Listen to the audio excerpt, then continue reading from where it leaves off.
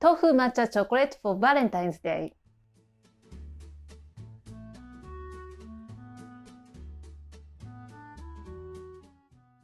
Today I'm collaborating with Vege and Koji Zen Cooking Lab. She is introducing an authentic Japanese vegan dishes called Shojin Ryori, and if you are looking for delicious vegetarian dishes, just go and check out her channels. And she is introducing a very good and healthy chocolate for us. Last year, I made a semi-sweet version of tofu chocolate, and that was a big hit. And I want to make it with white chocolate and matcha to make it more Japanese. Let's get started. You will need only 3 ingredients and plus powdered sugar for the finishing touch. The first thing we are going to do is dissolve the matcha powder into the hot water. Because the matcha powder is so fine, adding directly into the white chocolate, there's a chance to leave the lumps, so dissolve in the hot water is crucial when you add matcha powder into another ingredients. While dissolving the matcha, put your white chocolate into the heat-proof bowl and place the bowl over a hot bath. The water temperature should not be higher than 70 degrees Celsius. Never bring it to a boil. My white chocolate is already chopped into the flakes, but if you don't have this type of the white chocolate, just cut into small pieces or break into small pieces. You can melt the chocolate in the microwave until smooth. We will use only 50 grams of silken tofu, so that keep the rest for your dinner. Heat it in the microwave for about 30 seconds.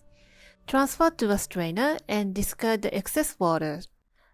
Add hot tofu to melted white chocolate along with the matcha paste. Use your blender until it makes a smooth ganache.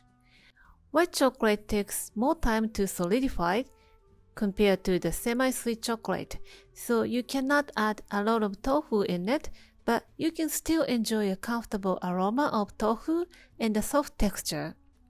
The ratio of tofu and white chocolate should be 4:1.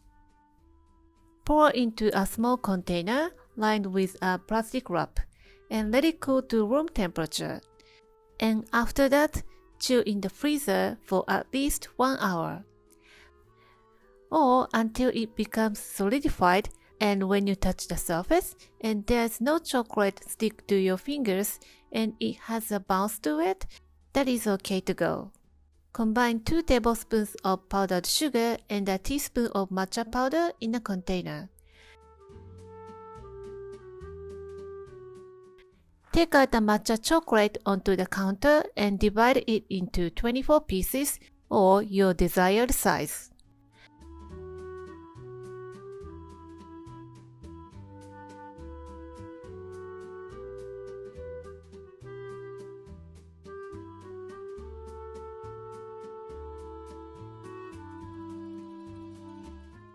Work quickly while still cold, and if it's not easy to roll them into a bowl, dust your palm with the powdered sugar and matcha mixture to roll it into a bowl.